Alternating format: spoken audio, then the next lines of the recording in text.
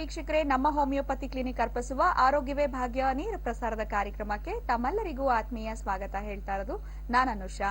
ಇನ್ನು ಇವತ್ತಿನ ಕಾರ್ಯಕ್ರಮದಲ್ಲಿ ಆರ್ಥ್ರೈಟಿಸ್ ಸಮಸ್ಯೆಗಳ ಬಗ್ಗೆ ನಾವು ಮಾತನಾಡ್ತೀವಿ. ಆರ್ಥ್ರೈಟಿಸ್ ಅಂತಂದ್ರೇನು, ಯಾವೆಲ್ಲ ಟೈಪ್ಸ್ ಆಫ್ ಆರ್ಥ್ರೈಟಿಸ್ ಇದೆ, ಇನ್ನು ಆರ್ಥ್ರೈಟಿಸ್ ಬರೋದಕ್ಕೆ ಕಾರಣಗಳು ಏನಿರಬಹುದು, ಆರ್ಥ್ರೈಟಿಸ್ ನ ಲಕ್ಷಣಗಳು ಯಾವ ರೀತಿ ಕಾಣಿಸ್ಕೊಳ್ಳುತ್ತೆ, ಯಾವ ಒಂದು ಏಜ್ ನಲ್ಲಿ ಈ ಸಮಸ್ಯೆಗಳು ಬರುತ್ತೆ, ಈ ಹಿಂದೆ ನೋಡೋದಾದ್ರೆ ಏಜ್ ಆದ್ಮೇಲೆ ಈ ಆರ್ಥ್ರೈಟಿಸ್ ಈ ರೀತಿಯಾಗಿರುವಂತಹ ಸಮಸ್ಯೆಗಳು ಬರುತ್ತೆ, ಸಂಧಿವಾತ ಅಂತ ಹೇಳ್ತಾ ಇದ್ರು. ಆದ್ರೆ ಇತ್ತೀಚಿನ ದಿನಗಳಲ್ಲಿ ತುಂಬಾ ಒಂದು ಯಂಗ್ ಏಜ್ ನಲ್ಲೇ ಈ ಸಮಸ್ಯೆಗಳು ಕಾಣಿಸ್ಕೊಳ್ತಾ ಇದೆ. ಇದಕ್ಕೆ ಪ್ರಮುಖವಾಗಿರುವಂತಹ ಕಾರಣಗಳು ಏನಿರಬಹುದು, ಬರೀ ನಮ್ಮ ಲೈಫ್ ಸ್ಟೈಲ್ ಒಂದೇನಾ, ಹೆರಿಡಿಟರಿ ಫ್ಯಾಕ್ಟರ್ ಇರಬಹುದಾ, ಅಥವಾ ಇದ್ಬಿಟ್ಟು ಇರುವಂತಹ ಕಾರಣಗಳು, ಇನ್ನು ಆರ್ಥ್ರೈಟಿಸ್ ಇಂದ ಆಗುವಂತಹ ಕಾಂಪ್ಲಿಕೇಶನ್ಸ್, ಇದ್ರ ಇನ್ವೆಸ್ಟಿಗೇಷನ್ಸ್ ಆಗಿರಬಹುದು, ಡಯಾಗ್ನೋಸಿಸ್ ಆಗಿರಬಹುದು, ಇನ್ನು ಮ್ಯಾನೇಜ್ಮೆಂಟ್ ಯಾವ ರೀತಿ ಇದೆ, ಇದೆಲ್ಲದ್ರ ಬಗ್ಗೆ ಕಂಪ್ಲೀಟ್ ಡೀಟೇಲ್ಸ್ ನ ತಿಳಿಸ್ಕೊಡೋದಕ್ಕೆ ಡಾಕ್ಟರ್ ಪ್ರಶಾಂತ್ ಸರ್ ನಮ್ಮೊಟ್ಟಿಗಿದ್ದಾರೆ. ಡಾಕ್ಟರ್ನ ಕಾರ್ಯಕ್ರಮಕ್ಕೆ ವೆಲ್ಕಮ್ ಮಾಡೋಣ. ನಮಸ್ಕಾರ, ಕಾರ್ಯಕ್ರಮಕ್ಕೆ ಸ್ವಾಗತ ಡಾಕ್ಟರ್. ನಮಸ್ಕಾರ. ಸೊ ಮೊದಲದಾಗಿ ತಿಳಿಸ್ಕೊಡಿ, ಈ ಆರ್ಥ್ರೈಟಿಸ್ ಅಂತಂದ್ರೇನು, ಯಾವ ರೀತಿ ಡಿಫೈನ್ ಮಾಡ್ತೀರಾ ಡಾಕ್ಟರ್? ಬೇಸಿಕಲಿ ಈಗ ಆರ್ಥ್ರೈಟಿಸ್ ಅನ್ನೋದನ್ನ ನಾವು ಹೆಸರಲ್ಲೇ ಡಿಫೈನ್ ಕೂಡ ಮಾಡ್ಬೋದು. ಆರ್ಥೋ ಅಂದ್ರೆ ಜಾಯಿಂಟ್, ಐಟಿಸ್ ಅಂದ್ರೆ ಇನ್ಫ್ಲಮೇಷನ್ ಅಂತ ಹೇಳ್ತೀವಿ. ಅಂದ್ರೆ ಯಾವಾಗ ಒಂದು ಜಾಯಿಂಟ್ ಅಲ್ಲಿ ಇನ್ಫ್ಲಮೇಷನ್ ಅಥವಾ ಇನ್ಫೆಕ್ಷನ್ ಅನ್ನೋದು ಹುಟ್ಕೊಳಕ್ ಶುರು ಆಗ್ಬಿಡುತ್ತೆ, ಆ ಒಂದು ಇನ್ಫ್ಲಮೇಷನ್ ಅಥವಾ ಇನ್ಫೆಕ್ಷನ್ ಮುಖಾಂತರ ನೋವು ಅನ್ನೋದು ಕಾಣಿಸಕ್ ಶುರು ಆಗೋದು. ಆ ನೋವು ಅನ್ನೋದು ಉಡ್ಕೊಂಡಿರೋದು ಸೊ 2 to 3 ವೀಕ್ಸ್ ಆದ್ರೂ ಹಾಗೆ ಪರ್ಸಿಸ್ಟ್ ಆಗ್ತಾ ಇದೆ. ಆ ಒಂದು ಕಂಡೀಷನ್ ನಾವು ಆರ್ಥ್ರೈಟಿಸ್ ಅಂತ ಕರಿತಾ ಇದ್ದೀವಿ. ಅಂದ್ರೆ ಸುಮ್ಮನೆ ಒಂದು ನೋವು ಬಂತು ಅಥವಾ 2 to 3 ಡೇಸ್ ವರೆಗೂ ಮಾತ್ರ ಇತ್ತು, ಆಮೇಲೆ ಡಿಸಪಿಯರ್ ಆಗ್ತಾ ಇದೆ, ಸೊ ಅದನ್ನ ನಾವು ಆರ್ಥ್ರೈಟಿಸ್ ಅಂತ ಹೇಳಕ್ಕಾಗೋದಿಲ್ಲ. ಸೊ ಒಂದು ನೋವು ಉಟ್ಕೊಂಡಿದೆ, ಅದು ಉಟ್ಕೊಂಡಾದ್ಮೇಲೆ ಸೊ ಹಾಗೆ 15 ದಿವಸ ಆಗ್ಲಿ 1 ತಿಂಗಳಾಗ್ಲಿ ಸೊ ಪರ್ಸಿಸ್ಟ್ ಆಗ್ತಾ ಇದೆ, ಪ್ಲಸ್ ಬೆಳೀತಾ ಇದೆ. ಆ ಒಂದು ಕಂಡೀಷನ್ ನಾವು ಆರ್ಥ್ರೈಟಿಸ್ ಅಂತ ಕರಿತೀವಿ. ಸೊ ಈ ತರ ಈ ಒಂದು ಆರ್ಥ್ರೈಟಿಸ್ ಅನ್ನೋದು ಹುಟ್ಕೊಳ್ತಾ ಇರೋದು. ಸೊ ಇದು ಹುಟ್ಕೊಂಡಾದ್ಮೇಲೆ ಸೊ ಅದರಲ್ಲಿ ಸುಮಾರು ತರದ ಅಥವಾ ಟೈಪ್ಸ್ ಗಳನ್ನ ನೋಡ್ತಾ ಬರ್ತೀವಿ ಆರ್ಥ್ರೈಟಿಸ್ ಅಲ್ಲಿ. ಸೊ ಈಗ ಟೈಪ್ಸ್ ಅಲ್ಲಿ ನಾವು ಹೇಳೋದಾಗಿದ್ರೆ more than 100 types of arthritis ಇದೆ ಮ್ಯಾಮ್. ಅದರಲ್ಲಿ ಈ ಒಂದು ಪ್ರೆಸೆಂಟ್ ಜನರೇಷನ್ ಅಲ್ಲಿ ಸಫರ್ ಆಗ್ತಕ್ಕಂಥ ಆರ್ಥ್ರೈಟಿಸ್ ಅಥವಾ ಮೋಸ್ಟ್ ಕಾಮನ್ ಆಗಿ ಕಾಣಿಸ್ತಕ್ಕಂಥ ಆರ್ಥ್ರೈಟಿಸ್ ಅಲ್ಲಿ ನೋಡೋದಾಗಿದ್ರೆ ಸೊ ಮೊದಲನೇದಾಗಿ ಆಸ್ಟಿಯೋ ಆರ್ಥ್ರೈಟಿಸ್ ಅಂತ ಕರಿತೀವಿ. ಸೊ ಅದು ಬಿಟ್ರೆ ನೆಕ್ಸ್ಟ್ ಮೋಸ್ಟ್ ಕಾಮನ್ ಅಂದ್ರೆ ರುಮೆಟೆಡ್ ಆರ್ಥ್ರೈಟಿಸ್ ಅಂತ ಹೇಳ್ಬೋದು. ಅದಾದ್ಮೇಲೆ ಗೌಟಿ ಆರ್ಥ್ರೈಟಿಸ್ ಅಂತ ಇದೆ. ಸೊ ಅದಾದ್ಮೇಲೆ ಸೋರಿಯಾಟಿಕ್ ಆರ್ಥ್ರೈಟಿಸ್ ಅಂತ ಹೇಳ್ತೀವಿ. ಅದು ಬಿಟ್ರೆ ವೈರಲ್ ಆರ್ಥ್ರೈಟಿಸ್, ಈಗ ಚಿಕನ್ ಗುನ್ಯ ಅದು ತುಂಬಾ ಕಾಮನ್ ಆಗಿದೆ ಒಂದು 2 to 3 ಇಯರ್ಸ್ ಇಂದ. ಸೊ ಈ ಒಂದು ಸಮಸ್ಯೆಗಳು ಕಾಮನ್ ಆಗಿ ನಾವು ನೋಡ್ತಾ ಇರೋದು. ಬೇಸಿಕಲಿ ಆಸ್ಟಿಯೋ ಆರ್ಥ್ರೈಟಿಸ್ ನ ನಾವು ಡಿಜೆನರೇಟಿವ್ ಡಿಸೀಸ್ ಅಂತ ಕರಿತೀವಿ. ಅಂದ್ರೆ ಏಜ್ ರಿಲೇಟೆಡ್ ಡಿಸೀಸ್ ಅಂತಾನು ಕರಿಬಹುದು. ಒಂದು ಮೂಳೆಗಳ ಸವೆತದಿಂದ ಈ ಒಂದು ಸಮಸ್ಯೆ ಅನ್ನೋದು ಹುಟ್ಕೊಳ್ಳೋದು. ಸೊ ಹಾಗಾಗಿ 10 ವರ್ಷದ ಕೆಳಗಡೆ 55-60 ವರ್ಷ ಅಂದ್ರೆ ಆ ಒಂದು ಏಜ್ ಪೀರಿಯಡ್ ಅಲ್ಲಿ ಮೂಳೆಗಳ ಸವೆತ ಅನ್ನೋದು ಸ್ಟಾರ್ಟ್ ಆಗುತ್ತೆ. ಅದ್ರ ಮೂಲಕ ಈ ಕಾಯಿಲೆ ಅನ್ನೋದು ಹುಟ್ಕೊಳ್ತಾ ಇತ್ತು. ಆದ್ರೆ ಈಗ ಪ್ರೆಸೆಂಟ್ ಜನರೇಷನ್ ಅಲ್ಲಿ ನಾವು ಕಾರಣಗಳು ನೋಡೋದಾಗಿದ್ರೆ ಫಸ್ಟ್ ಅಂಡ್ ಫಾರ್ಮೋಸ್ಟ್ ನಾವು ಹೇಳ್ತಾ ಇರೋದು ಮೆಕ್ಯಾನಿಕಲ್ ಪ್ರೆಷರ್ ಅಂತ ಹೇಳ್ತೀವಿ. ಅಂದ್ರೆ ಕೆಲಸದ ಒತ್ತಡದ ಮುಖಾಂತರ ಬರ್ತಕ್ಕಂಥ ಸಮಸ್ಯೆಗಳು. ಈಗ ತುಂಬಾ ಹೊತ್ತು ಒಂದೇ ಜಾಗದಲ್ಲಿ ನಿಂತ್ಕೊಂಡು ಕೆಲಸ ಮಾಡ್ತಾ ಇದ್ದಾರೆ, ಅಥವಾ ಜಾಸ್ತಿ ಹೊತ್ತು ಒಂದೇ ಜಾಗದಲ್ಲಿ ಕೂತ್ಕೊಂಡು ಕೆಲಸ ಮಾಡ್ತಾ ಇದ್ದಾರೆ. ಅಂದ್ರೆ ಆ ಒಂದು ಮೂಳೆಗಳ ಮೇಲೆ ಒತ್ತಡ ಅನ್ನೋದು ಕ್ರಿಯೇಟ್ ಆಗ್ತಾ ಇದೆ. ಆ ಪ್ರೆಷರ್ ಅನ್ನೋದು ಬೀಳ್ತಾ ಇದೆ, ಒತ್ತಡ ಕಂಟಿನ್ಯೂಸ್ ಆಗಿ ಕ್ರಿಯೇಟ್ ಆಗ್ತಾ ಇದೆ ಅಂದಾಗ ಏನಾಗ್ಬಿಡುತ್ತೆ, ಆ ಮೂಳೆಗಳ ಮಧ್ಯೆ ಇರೋ ಲಿಕ್ವಿಡ್ ಏನಿದೆ, ಸೊ ಲಿಕ್ವಿಡ್ ನ ನಾವು ಸೈನೋವಿಯಲ್ ಫ್ಲೂಯಿಡ್ ಅಂತ ಏನ್ ಕರಿತೀವಿ, ಆಸ್ ಅ ಲುಬ್ರಿಕೆಂಟ್ ತರ ಇದೇನ್ ಆಕ್ಟ್ ಮಾಡ್ತಾ ಇರುತ್ತೆ. ಆ ಲುಬ್ರಿಕೆಂಟ್ ಕ್ವಾಂಟಿಟಿ ಕೂಡ ರೆಡ್ಯೂಸ್ ಆಗೋದಕ್ಕೆ ಶುರು ಆಗೋದು. ಸೊ ಯಾವಾಗ ಅರ್ಲಿಯರ್ ಏಜ್ ಪೀರಿಯಡ್ ಅಲ್ಲಿ ಆ ಒಂದು ಲಿಕ್ವಿಡ್ ಕ್ವಾಂಟಿಟಿ ರೆಡ್ಯೂಸ್ ಆಗ್ತಾ ಇದೆ ಅಂದಾಗ ಅದ್ರ ಮೂಲಕ ಈ ಒಂದು ಮೂಳೆಗಳ ಸವೆತ ಅನ್ನೋದು ಅರ್ಲಿಯರ್ ಏಜ್ ಅಲ್ಲೇ ಕಾಣಿಸ್ಕೊಳ್ಳೋದಕ್ಕೆ ಶುರು ಆಗ್ಬಿಡುತ್ತೆ. ಸೊ ಎರಡನೇದು ಬಂದ್ಬಿಟ್ಟು ಕ್ಯಾಲ್ಸಿಯಂ ಅಥವಾ ವಿಟಮಿನ್ D3 ಅಲ್ಲಿ ಡೆಫಿಷಿಯನ್ಸಿ ಅನ್ನೋದು ಕಾಣಿಸ್ಕೊಂಡಾಗ, ಅಂದ್ರೆ ನಮ್ಮ ಬಾಡಿಯಲ್ಲಿರೋ ಮೂಳೆಗಳಿಗೆ ಈ ಒಂದು ಕ್ಯಾಲ್ಸಿಯಂ ಆಗಿರ್ಬೋದು ಅಥವಾ ವಿಟಮಿನ್ D3 ಆಗಿರ್ಬೋದು, ಅದ್ರ ಅವಶ್ಯಕತೆ ಎಷ್ಟಿದೆ ಅಷ್ಟ್ರ ಮಟ್ಟಿಗೆ ಅದು ಫುಲ್ಫಿಲ್ ಆಗ್ತಾ ಇಲ್ಲ, ಟೈಮ್ಗೆ ಅದು ಅಲ್ಲಿಗೆ ಸೇರ್ತಾ ಇಲ್ಲ ಅಂದಾಗ ಸೊ ಅದು ಲ್ಯಾಕ್ ಆಫ್ ಈ ಒಂದು ಕ್ಯಾಲ್ಸಿಯಂ ಅಥವಾ ವಿಟಮಿನ್ D3 ಮುಖಾಂತರ ಕೂಡ ಏನಾಗ್ಬಿಡುತ್ತೆ, ಮೂಳೆಗಳ ಡೆನ್ಸಿಟಿ ಅರ್ಲಿಯರ್ ಏಜ್ ಅಲ್ಲೇ ಕಳ್ಕೊಳ್ಳೋದಕ್ಕೆ ಶುರು ಆಗೋದು. ಸೊ ಅದ್ರ ಮೂಲಕ ಕೂಡ ಈ ಒಂದು ಸಮಸ್ಯೆಗೆ ಈಡಾಗೋ ಚಾನ್ಸಸ್ ಇದೆ. ಅದಾದ್ಮೇಲೆ ಮೂರನೇ ಕಾರಣ ನೋಡೋದಾಗಿದ್ರೆ ಈ ಒಂದು ಸೆಡೆಂಟರಿ ಲೈಫ್ ನ ಏನ್ ಲೀಡ್ ಮಾಡ್ತಾ ಇರ್ತಾರೆ, ಅದ್ರ ಜೊತೆಗೆ ಈ ಒಂದು ಫುಡ್ ಹ್ಯಾಬಿಟ್ಸ್ ಅನ್ನೋದು, ಈಗ ಮನೆ ಫುಡ್ ಗಿಂತಲೂ ಹೊರಗಡೆ ಫುಡ್ ನೇ ಜಾಸ್ತಿ ಪ್ರಿಫರ್ ಮಾಡ್ತಾ ಇದೀವಿ ಅಂದಾಗ, ಅದರಲ್ಲಿ ಈ ಒಂದು ಜಂಕ್ ಫುಡ್ ಗಳನ್ನ ಎಷ್ಟೊಂದ್ ಜನ ಸೊ ಮೊರೆ ಹೋಗ್ತಾ ಇದ್ದಾರೆ. ಸೊ ಈ ತರ ಫುಡ್ ಗಳನ್ನೇ ನಾವು ಜಾಸ್ತಿ ತಗೊಳ್ತಾ ಹೋದಾಗ ಏನಾಗ್ಬಿಡುತ್ತೆ, ಅನ್ವಾಂಟೆಡ್ ಫ್ಯಾಟ್ ಅನ್ನೋದು ಬಾಡಿಯಲ್ಲಿ ಡೆಪಾಸಿಟ್ ಆಗ್ತಾ ಶುರು ಆಗೋದು. ಸೊ ಈ ತರ ಅನ್ವಾಂಟೆಡ್ ಫ್ಯಾಟ್ ಅನ್ನೋದು ಬಾಡಿಯಲ್ಲಿ ಡೆಪಾಸಿಟ್ ಆಗ್ತಾ ಇದೆ ಅಂದ್ರೆ ಸೊ ನಮ್ಮ ಬಾಡಿ ಮಾಸ್ ಇಂಡೆಕ್ಸ್ ಅಂತ ಏನ್ ಹೇಳ್ತೀವಿ, ನಾರ್ಮಲ್ ಹೈಟ್ಗೆ ಎಷ್ಟು ವೇಟ್ ಇರಬೇಕು ಅದಕ್ಕಿಂತ ವೇಟ್ ಜಾಸ್ತಿ ಆಗ್ತಾ ಇದೆ ಅಂದಾಗ ಆ ಒಂದು ಬಾಡಿ ವೇಟ್ ಅನ್ನೋದು ಕಂಪ್ಲೀಟ್ ಆಗಿ ಬೀಳೋದೆ ಈ ಒಂದು ಜಾಯಿಂಟ್ಸ್ ಗಳ ಮೇಲೆ. ಸೊ ಈ ಒಂದು ಆಸ್ಟಿಯೋ ಆರ್ಥ್ರೈಟಿಸ್ ಅನ್ನೋದು ಬರ್ತಾ ಇದೆ ಅಂದ್ರೆ ಇಲ್ಲಿ ಸಿಂಪ್ಟಮೆಟಿಕಲಿ ಅಥವಾ ಹೊರಗಡೆ ಲಕ್ಷಣಗಳು ನೋಡೋದಾಗಿದ್ರೆ ಒಂದು ಆರ್ಥ್ರೈಟಿಸ್ ಅಂದ್ರೆ ಐಟಿಸ್ ಇನ್ಫ್ಲಮೇಷನ್ ಇದೆ ಅಂದಾಗ ನೋವು ಅನ್ನೋದು ಕಂಪಲ್ಸರಿ ಇದ್ದೇ ಇರುತ್ತೆ. ಸೊ ಆ ನೋವಿನ ಜೊತೆಗೆ ಸೊ ಹೋಗ್ತಾ ಹೋಗ್ತಾ ಸ್ವಲ್ಪ ಮೂಮೆಂಟ್ ಅಲ್ಲಿ ರಿಸ್ಟ್ರಿಕ್ಷನ್ ಕಾಣಿಸಕ್ ಶುರು ಆಗೋದು, ಆ ಒಂದು ಪಾರ್ಟ್ ಅಲ್ಲಿ ಊತ ಬರೋದಕ್ಕೆ ಶುರು ಆಗೋದು, ಸೊ ಆ ಪಾರ್ಟ್ ನ ಟಚ್ ಮಾಡಿದಾಗ ಬಿಸಿ ಆಗ್ತಾ ಇರೋದು ಕಾಣಿಸಕ್ ಶುರು ಆಗೋದು. ಲಾಸ್ಟ್ ಯಾವಾಗ ಸಿವಿಯರ್ ಕಂಡೀಷನ್ಗೆ ರೀಚ್ ಆದ್ರೆ ಸೊ ನಡೆಯೋಕ್ಕೂ ಆಗಲ್ಲ, ಕೂತ್ಕೊಳ್ಳೋಕ್ಕೂ ಆಗಲ್ಲ, ಅಂದ್ರೆ ನಮ್ಮ ಲೈಫ್ ನ ನಾವೇ ರಿಸ್ಟ್ರಿಕ್ಟ್ ಮಾಡ್ಕೊಳ್ಳೋ ಸ್ಥಿತಿಗೆ ಹೋಗ್ತಾ ಇದೀವಿ ಅನ್ನೋದು ಕೂಡ ಆಸ್ಟಿಯೋ ಆರ್ಥ್ರೈಟಿಸ್ ಅಲ್ಲಿ ನೋಡ್ತಾ ಇದೀವಿ. ಸೊ ಹಾಗಾಗಿ ನೆಗ್ಲೆಕ್ಟ್ ಮಾತ್ರ ಮಾಡ್ಕೊಳಕ್ ಹೋಗ್ಬೇಡಿ ಈ ಒಂದು ಆಸ್ಟಿಯೋ ಆರ್ಥ್ರೈಟಿಸ್ ಅನ್ನೋ ಸಮಸ್ಯೆಗೆ. ಸೊ ಆದಷ್ಟು ಬೇಗ ಟ್ರೀಟ್ಮೆಂಟ್ ತಗೊಂಡ್ರೆ ಫರ್ದರ್ ಡ್ಯಾಮೇಜ್ ನ ಅವಾಯ್ಡ್ ಮಾಡೋದಕ್ಕೂ ಹೆಲ್ಪ್ ಆಗ್ಬಿಡುತ್ತೆ. ಇನ್ನು ವೀಕ್ಷಕರೇ, ನೀವು ಕೂಡ ಈ ಒಂದು ಆರ್ಥ್ರೈಟಿಸ್ ಸಮಸ್ಯೆಯಿಂದ ಬಳಲ್ತಾ ಇದ್ದೀರಾ ಅಂದ್ರೆ ಕಾರ್ಯಕ್ರಮಕ್ಕೆ ಕರೆ ಮಾಡಿ. ಮೊಟ್ಟ ಮೊದಲನೇ ಕರೆ ಸಿದ್ಧವಾಗಿದೆ. ಹಲೋ ಹಲೋ, ನಮಸ್ಕಾರ ಅಮ್ಮ, ತಮ್ಮ ಹೆಸರು? ತಮ್ಮ ಹೆಸರು ಶಿವಮ್ಮ ಅಂತ. ಯಾವೂರಿಂದ ಕರೆ ಮಾಡ್ತಿದ್ದೀರಾ ಶಿವಮ್ಮ ಅವರೇ? ಮೇಡಮ್ ಬೆಂಗಳೂರಿಂದ ಬಸವೇಶ್ವರ ನಗರ. ಮಾತಾಡಿ ಮಾ, ಡಾಕ್ಟರ್ ಇದಾರೆ, ಸಮಸ್ಯೆ ಏನು ಅಂತ ತಿಳಿಸಿ. Hello madam. ಹಲೋ ಹಲೋ, ನಮಸ್ಕಾರ ಸರ್. ನಮಸ್ತೆ ಅಮ್ಮ, ಹೇಳಿ ಏನ್ ಸಮಸ್ಯೆ ಇತ್ತು? ಸರ್, ನಮ್ಗೆ ಈ ಟಿವಿ ಪ್ರೋಗ್ರಾಮ್ ನೋಡ್ತಾ ಇದ್ದೀನಿ ಓಕೆ ಅಮ್ಮ. ಸರ್. ನನ್ಗೂ ಆರ್ಥ್ರೈಟಿಸ್ ತುಂಬಾ ಡಾಕ್ಟರ್ಗಳೆಲ್ಲ ಕನ್ಸಲ್ಟ್ ಮಾಡ್ದು, ಮಾತಾಡ್ದು, ಓಕೆ ಅಮ್ಮ.